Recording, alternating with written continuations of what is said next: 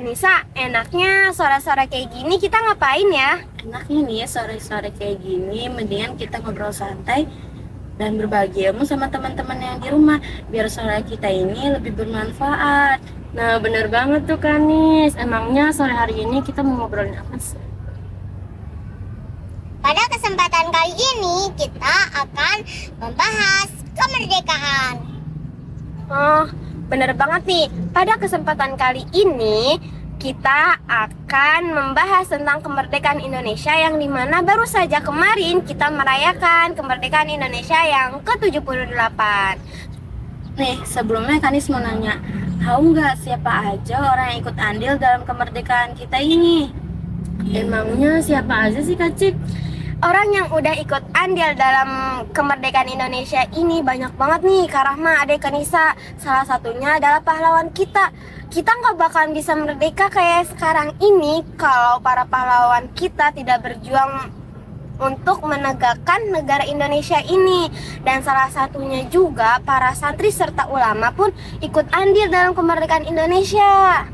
Wah, keren banget tuh. Jadi bangga deh jadi santri. Nah, coba nih Adek, Kak Rahma sama Kak Cipa, kita putar ulang.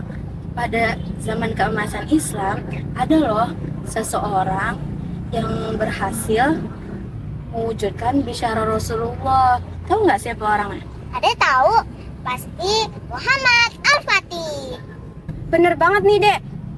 Muhammad Al-Fatih adalah sesosok pemuda yang dimana ia dapat menaklukkan kota Konstantinopel di usianya ke-21 tahun. Tapi nih, gak cuman pas penaklukannya doang yang harus kita ingat. Tapi yang harus kita ingat itu bagaimana cara Muhammad Al-Fatih dan para pasukannya dalam mewujudkan tertaklukannya Konstantinopel itu. Ada yang tahu nggak caranya apa? Ada tahu? Pasti karena keimanannya kepada Allah dan ketakwaannya kepada Allah Subhanahu wa taala. Emang gimana sih cara beriman itu? Cara beriman itu ada sebuah hadis yang berbunyi an Ibni Hajar radhiyallahu anhu qala Rasulullah sallallahu alaihi wasallam al imanu ma'rifatun biqalbi wa qaulun bil lisani wa amalun bil arkani. Iman itu ditetapkan dengan hati, diucapkan dengan lisan dan diamalkan dengan anggota badan. Hadis riwayat Ibnu Hajar dan At-Tabrani. Itu Kak Rahma. Oh gitu. Jadi keimanan kita itu harus diwujudkan dengan perbuatan kita ya? Bener banget nih Kanisa. Tapi iman itu bukan hanya diucapkan dengan lisan aja.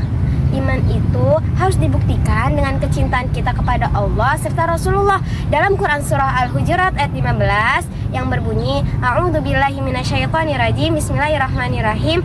Innamal mu'minuna alladzina amanu billahi wa rasulihi tsumma lam yartabu wa jahadu bi amwalihim wa anfusihim fi sabilillah. Ulaika humus shadiqun. Shadaqallahul adzim. Sesungguhnya orang mukmin yang benar adalah yang dimana ia beriman kepada Allah dan Rasulnya dan berjuang di jalan Allah dengan harta dan jiwanya, dan mereka itulah orang-orang yang benar. Gitu nih Kak Rahma, Ade dan Kanisa. Nih Kak Rahma, Kanisa mau nanya, gimana sih cara kita mewujudkan keimanan kita dengan perbuatan itu dalam mencintai Allah dan Rasulullah? Nih, caranya itu dengan kita taat sama Allah. Contohnya tuh kayak gimana sih, Dek? Contohnya, kita tidak hanya dengan ucapan saja, tapi dengan kita cinta kepada Allah. Contoh cinta kepada Allah tuh gimana sih, Kak Cip? Contoh kita cinta kepada Allah itu dengan mengikuti semua peraturannya, semua perintahnya, dan tidak menjalankan apa yang telah dilarang oleh Allah Subhanahu wa taala. Nah, kalau pembuktian kita cinta sama Rasulullah itu gimana? Ada yang tahu nggak? Ada yang tahu nggak nih, Kak Rahma, Adek? Coba, Dek. Apa ya Kak? Ada nggak tahu?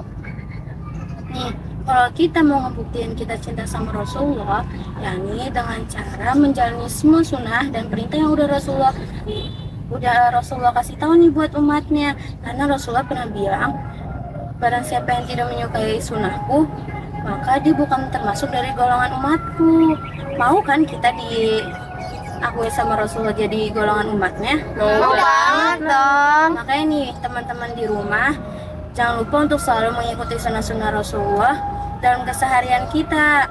Bahkan nih ya, nanti di hari akhir, yang tahu nggak yang bakal nyelamatin kita dari api neraka itu siapa? Gak tahu Kanisa. Emang Karena siapa tahu sih nggak? Kanis? Nih, nanti di akhirat yang bakal nyelamatin kita itu Rasulullah loh. Bahkan Rasulullah bakal nyelamatin umatnya, walaupun di hati umatnya itu hanya ada keimanan sekecil biji zarah. Ada yang tahu nggak biji zarah itu apa? Apa ya kak? Ada yang nggak tahu? Kayaknya Kak Cipa tahu deh Kak. Biji zarah itu biji yang sebesarnya itu sebesar biji sawi. Benar nggak Kak? Nah, benar banget nih Kak Cipa. Makanya keimanan itu penting banget ada di setiap diri umat muslim. Nah, buat teman-teman sekalian, mungkin hanya sedikit ilmu ini saja yang bisa kita sampaikan kepada teman-teman sekalian. Semoga bermanfaat bagi teman-teman semua. Nanti kita kembali lagi ya di acara Daily Vlog.